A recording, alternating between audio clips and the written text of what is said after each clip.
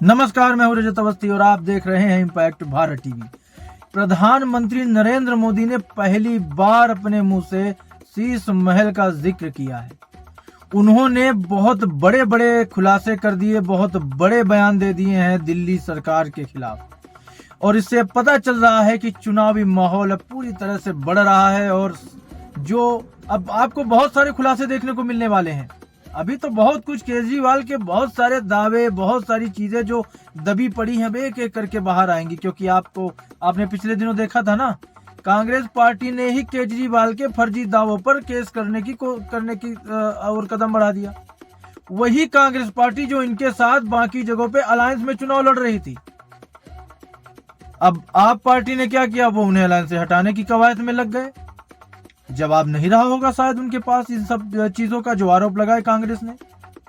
हालांकि बीजेपी ने भी खुलकर बात की इस विषय पे कि केजरीवाल झूठे वादे कर रहे हैं, लेकिन कांग्रेस ने तो सीधा केस ही करने की ओर अपने कदम बढ़ा दिए। तो ये भी एक बड़ा झटका आम आदमी पार्टी को था। लेकिन आम आदमी पार्टी के केजरीवाल कट्टर ईमानदार जो खुद को बताते चले आ रहे हैं। इसी पर प्रधानमंत्री नरेंद्र मोदी ने अपनी एक जनसभा में बहुत बड़े खुलासे कर दिए, बहुत बड़े बड़े आरोप उन्होंने लगा दिए हैं केजरीवाल पर। उन्हीं का विश्लेषण करके आपको आज हम बताने वाले हैं। दिल्ली में आपदा सरकार है, ये कट्टर बेईमान लोग हैं, ये कह रहे हैं प्रधानमंत्री मोदी। उन्होंने कहा मैं भी शीश महल बनवा सकता था, लेकिन गरीबों के लिए 4 करोड़ घर बनवाए हैं मैंने। ये बड़ी बात है जो प्रधानमंत्री नरेंद्र मोदी ने बोली है।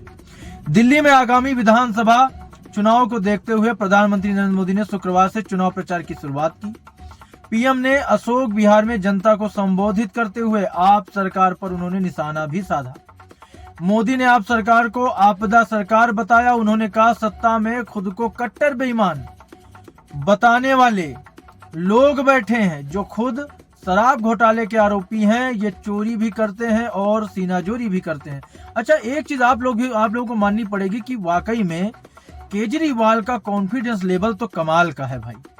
अभी कुछ ही दिनों की बात है, महीनों तक की जेल काट के आए हैं ये भाई साहब। उसके बाद भी जब जान गए कि अब तो चुनाव नजदीक आ रहे हैं तो इस्तीफा दे दिया और जनता के आगे ढोंग करने घूमने लगे कि भाई जनता बताए कि मैं कहाँ गलत हूं और नहीं गलत हूं तो मुझे वापस दोबारा से सीएम पद के लिए जिता दे। चुनाव लड़ने फिर आ गए। अगर आप इस्तीफा आपने दिया था कि जब तक मैं बरी नहीं हो जाता, क्लीन चिट नहीं मिल जाती, मैं तो जनता ये कुर्सी पे नहीं बैठूंगा। अब क्या हो रहा है, आप चुनाव लड़ रहे हो ना, आप फिर उसी रेस में आ गए सीएम बनने की, उस रेस में तो हो आप। तो ये जो चीजें हैं ना, बदल जाना, कभी 5 साल में यमुना साफ हो रही थी, कभी 10 साल में, अभी 15 साल में नहीं हुई, अभी 5 साल और चाहिए। वादे करना, आप लोग बहुत सारे वीडियो रील्स में देखते होंगे जो इनके चलते हैं। इन्होंने कहा था कि भाई हमारे यहाँ जब रेड पड़ी तो वहाँ 5 मुफलर मिले, फिर उन्होंने कहा कि 8 मुफलर मिले, फिर उन्होंने कहा 10 मुफलर मिले, फिर कहा 11। तो इन्हें क्या बोलते हैं इन्हें खुद नहीं पता, क्योंकि वो सच्चाई तो होती नहीं है। अच्छा, पब्लिक भी समझ रही है। चुनाव के वक्त फ्री की रेवड़ियां बांटने लगते हैं, वोट लेने की कोशिश करने लग जाते हैं। पब्लिक तो सब समझ रही है और इस बार पब्लिक क्या जजमेंट देती है अपना, वो देखने वाला होगा। मोदी ने आप सरकार को आपदा सरकार बताया। उन्होंने कहा सत्ता में खुद को कट्टर बेईमान बताने वाले लोग बैठे हैं जो खुद शराब घोटाले के आरोपी हैं, ये चोरी भी करते हैं और सीनाजोरी भी करते हैं। दिल्ली वालों को इस आपदा सरकार को सत्ता से हटाना है। आज हर गली कहती है आपदा को नहीं सहेंगे, बदल कर रहेंगे। पीएम ने इस चुनाव के लिए नारा भी दिया कि आपदा को हटाना है, भाजपा को लाना है। अच्छा, आप लोग ये चीज देखते हो, जब प्रधानमंत्री मैदान में आते हैं तो फैक्ट पर बात होती है, सीधी सिंपल जो सच्चाई है सामने आंकड़े रखे जाते हैं। वो कुछ ना कुछ स्लोगन भी ऐसा देते हैं जो लोगों के ऊपर बहुत बड़ा असर करता है। अब वो मैदान में है तो आप पार्टी के लिए बिल्कुल तकलीफ वाली बात है। पीएम मोदी ने आज दिल्ली में 4500 करोड़ रुपए की कई परियोजनाओं का इनॉग्रेशन और शिलान्यास भी कर दिया। उन्होंने दिल्ली के अशोक विहार में बने 1675 फ्लैट्स का भी उद्घाटन किया। अब आप सोचो, एक तरफ शीश महल बनाने वाला सीएम है, एक तरफ ऐसा प्रधानमंत्री जो लोगों को मुफ्त में घर पानी देने की कोशिश कर रहा है। गरीबों के लिए नए घर का इनॉग्रेशन करते हुए पीएम मोदी ने कहा, मैं भी शीश महल बना सकता था, लेकिन मैंने कभी अपना घर तक नहीं बनाया है। 10 सालों में 4 करोड़ गरीब परिवारों को पक्का घर मैंने दिया है।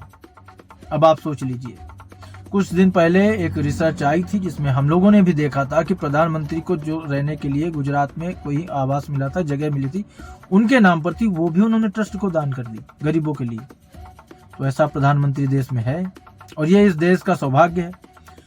ये आम आदमी पार्टी आपदा बनकर दिल्ली पर टूट पड़ी है। भ्रष्टाचार करते हैं और महिमा मंडन करते हैं, चोरी करते हैं, ऊपर से सीनाजोरी करते हैं। आपने देखा होगा कई बयान केजरीवाल के भी ऐसे रहे हैं, बताते हैं ये हमने सब ऐसा कर दिया, स्कूल 1 नंबर कर दिए, टोटी से पानी पी के ड्रामा करते हुए वीडियो। कुछ मीडिया, कुछ चैनल हैं जो पीछे कैमरा लेके घूमते हैं केजरीवाल के। पहले भी उनका पर्दाफाश हुआ है और आगे भी हो रहा है। वो टोटी से पानी पी रहे हैं, फिर पूछे साफ पानी आता है ना। ये सब ड्रामे इलेक्शन के टाइम में क्यों होते हैं? बाकी तो आप घोटाला करने में बिजी थे, आप पे कितने आरोप लगे, आप जेल तक गए हो। तो जब तक वहां से क्लीन चिट नहीं मिलती आप आरोपी तो हो ना। बीते 10 साल में दिल्ली एक बड़ी आपदा से घिरी है। अन्ना हजारे जी को सामने करके कुछ कट्टर बेईमान लोगों ने दिल्ली को आपदा में ढकेल दिया। शराब ठेकों में घोटाला, बच्चों के स्कूल में घोटाला, गरीबों के इलाज में घोटाला, प्रदूषण से लड़ने के नाम पर घोटाला। दिल्ली वालों ने आपदा के विरुद्ध जंग छेड़ दी है। वोटर आपदा से दिल्ली को मुक्त करने की ठान चुका है। दिल्ली का हर नागरिक कह रहा है, हर बच्चा कह रहा है, हर गली से आवाज आ रही है, आपदा को नहीं सहेंगे, बदल कर रहेंगे। मैं आयुष्मान योजना का लाभ देना चाहता हूं, लेकिन आपदा वाले योजना लागू नहीं होने दे रहे हैं। नुकसान दिल्ली वालों को उठाना पड़ रहा है, ये प्रधानमंत्री मोदी कह रहे हैं। अच्छा, आपको याद होगा कुछ समय पहले उन्होंने एक अपने संबोधन में कहा था कि मैं सभी उन लोगों से, बुजुर्गों से माफी मांगना चाहता हूं कि मैं उनकी सेवा करना चाहता हूं लेकिन नहीं कर पा रहा हूं, क्योंकि उसका कारण है दिल्ली और पश्चिम बंगाल की सरकार ये आयुष्मान योजना अपने प्रदेश में लागू नहीं होने दे रही है। और उस पर मैंने पूरा विश्लेषण करके आपको बताया था कि भाई आप अपने राजनीतिक द्वेष के चलते आम लोगों का अहित कैसे कर सकते हैं? किसी को लाभ मिल रहा है केंद्र सरकार की किसी योजना से, तो आप उसमें बाधा कैसे बन सकते हैं? लेकिन बन रहे हैं लोग बाधा, उन्हें बनना है बाधा। तब कहेंगे कि भाई हमारे राज्य में तो उन्होंने योजना दी ही नहीं, जबकि केंद्र सरकार की योजना हर राज्य में जाती है, लेकिन स्टेट गवर्नमेंट का सहयोग लगता है उसमें। न ममता बनर्जी कर रही है, न केजरीवाल कर रहे हैं। लोगों का भला करेंगे ये। पीएम मोदी ने कहा दिल्ली में 500 जन औषधि केंद्र बनाए गए हैं। 80% दवाओं पर डिस्काउंट भी मिलता है।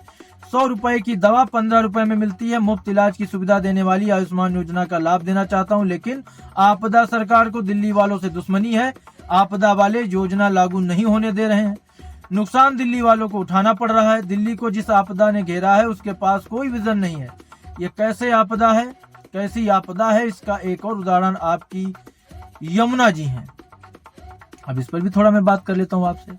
यमुना जी को साफ करने के लिए कितने दिनों से कवायद चल रही है, कितने वादे करे केजरीवाल सरकार ने, क्या आज तक साफ हुई यमुना जी? हर चुनाव में 5 साल मांग लेते हैं। आप देखो छठ पूजा के समय क्या हालात होते हैं वहां के, लेकिन नहीं, क्यों करेंगे सफाई? इन्हें तो फिर वोट किस बात का लेंगे? जैसे कांग्रेस हमेशा गरीबी हटाओ के नाम पर दादी से लेके पोते तक वही वोट मांग रहे हैं, गरीबी हटाओ भाई, गरीबी हटाएंगे, आज तक ना हटा पाए। आज के आंकड़े आप देखो, ये 10-12 सालों के कितना बदलाव हुआ है लोगों के, आम लोगों के जीवन में, लेकिन नहीं समझ में आएगा कुछ लोगों को। वैसे ही केजरीवाल हैं, प्रदूषण और यमुना सफाई के नाम पर वोट मांगते चले जा रहे हैं, लेकिन ना आज तक प्रदूषण कम कर पाए, ना ही यमुना जी साफ हुई। प्रधानमंत्री मोदी ने कहा दिल्ली राजधानी है, बड़े खर्चों वाले बहुत से काम यहाँ होते हैं, वो केंद्र सरकार के जिम्मे है। सड़कें, मेट्रो, अस्पताल, कॉलेज, कैंपस सब केंद्र ही बना रही है, लेकिन यहाँ की आपदा सरकार के पास ब्रेक लगी हुई है। मैंने लोगों से पूछा छठ पूजा कैसी रही, बोले कि साहब यमुना जी की ऐसी हालत है कि हमने जैसे तैसे पूजा कर ली, मोहल्ले में माँ यमुना से क्षमा मांग ली। बेशर्मी देखिए, इन लोगों को लाज शर्म नहीं आती।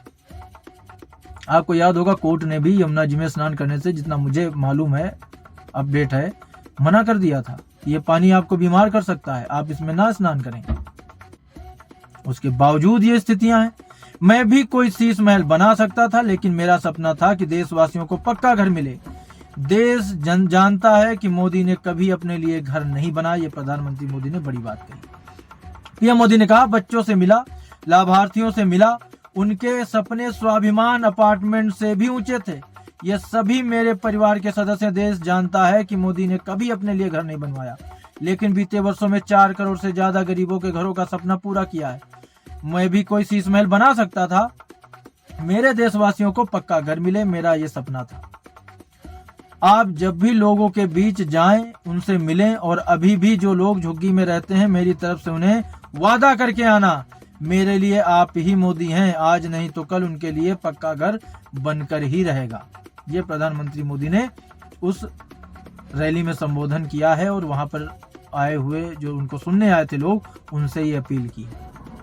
आज जिन्हें नए घर मिले हैं, ये उनके स्वाभिमान का घर है, आत्मसम्मान का घर है, ये नई आशा और नए सपनों का घर है, ये प्रधानमंत्री मोदी ने कहा।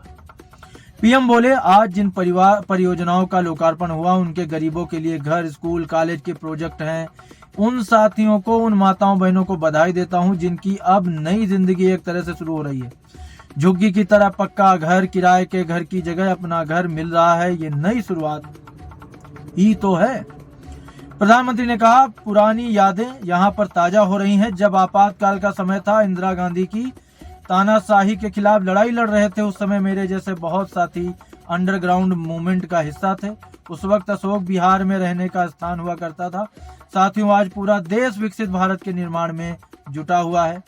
पीएम मोदी ने आगे कहा, इस भारत में देश के हर नागरिक के पास पक्की छत हो, अच्छे घर हो, ये संकल्प लेकर हम काम कर रहे हैं। इस संकल्प की सिद्धि में दिल्ली का बड़ा रोल है। भाजपा की केंद्र सरकार ने झुग्गियों की जगह पक्का घर बनाने का अभियान शुरू किया है। 2 साल पहले भी मुझे कालकाजी एक्सटेंशन में झुग्गियों में रहने वाले लोगों के लिए 3000 से ज्यादा घरों के शुभारंभ का अवसर मिला था। वो परिवार जिनकी पीढ़ियां सिर्फ झुग्गियों में ही रही, जिनके सामने कोई उम्मीद नहीं थी, वो पहली बार पक्के घरों में पहुंच रहे हैं।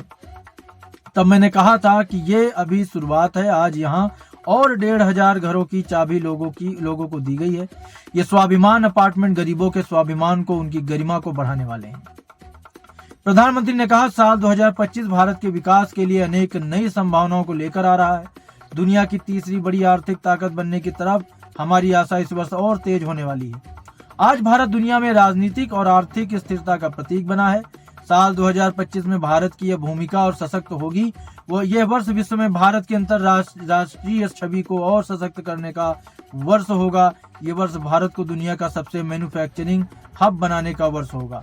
मोदी जी ने कहा, हमें सिर्फ बच्चों को पढ़ाना नहीं है, बल्कि वर्तमान और भविष्य की जरूरतों के लिए नई पीढ़ी को तैयार भी करना है। नई नेशनल एजुकेशन पॉलिसी में इसका ध्यान रखा गया है। गरीब का बच्चा हो, मध्यम परिवार की संतान हो, उनको नए अवसर देने वाली नीति पर हम चल रहे हैं।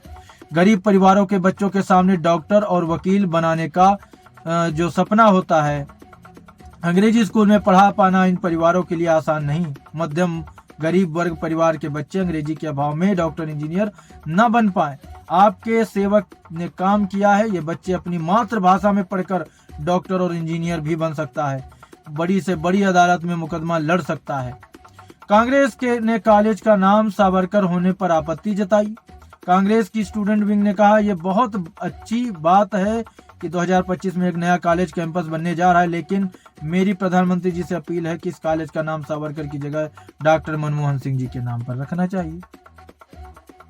दिल्ली यूनिवर्सिटी के कुलपति योगेश सिंह ने कहा, यह प्रोजेक्ट 2021 में शुरू हुआ था। किसी को भी समय के बारे में सवाल नहीं उठाना चाहिए।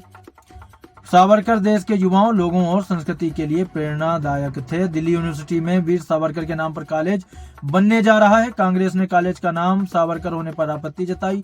कांग्रेस सांसद सैयद नसीर हुसैन ने डीयू के फैसले की आलोचना की और इसे भाजपा द्वारा ब्रिटिश राज का समर्थन करने वाले नेताओं को बढ़ावा देने का प्रयास बताया। सावरकर का दिल्ली और आसपास के इलाकों से कोई लेना देना नहीं था। भाजपा दिल्ली चुनाव के मद्देनजर ध्रुवीकरण के बारे में सोच रही है। उन्हें कॉलेज का नाम डॉक्टर मनमोहन सिंह के नाम पर रखना चाहिए, ये प्रमोद तिवारी कांग्रेस के जो नेता है वो कह रहे हैं।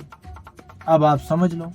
वहीं राहुल गांधी अक्सर सावरकर जी के बारे में जहर उगलते रहते हैं, जो खुद धोखाधड़ी और गबन के आरोपों के साथ नेशनल हेराल्ड मामले में जमानत पर बाहर हैं। ये कुछ ना कहें, CR केशव भाजपा के नेता ने कहा। अच्छा, अब मैं इस पर थोड़ा चर्चा कर लेता हूँ आपसे। चलो, तो सावरकर के नाम से आपत्ति है, कह रहे हैं कांग्रेस कह रही है सावरकर का दिल्ली के आसपास इलाकों से कोई लेना देना नहीं। ठीक है, सावरकर की भारत के तो थे ना। अच्छा, पहला मेरा सवाल यहाँ पे आता, उद्धव ठाकरे कहाँ गए? इस आपत्ति से अपना अलायंस नहीं तोड़ेंगे उद्धव ठाकरे, या सावरकर को भी बलि चढ़ा देंगे अपनी सीएम कुर्सी और राजनीति के चक्कर में? बाला साहब के उसूलों की पर तो पानी फेर ही चुके हैं, शर्म तो आ नहीं रही होगी। अब जो ये कांग्रेस बोल रही है सुनाई नहीं दे रहा, उनको नहीं सुनाई देगा, राजनीतिक फायदा जो है।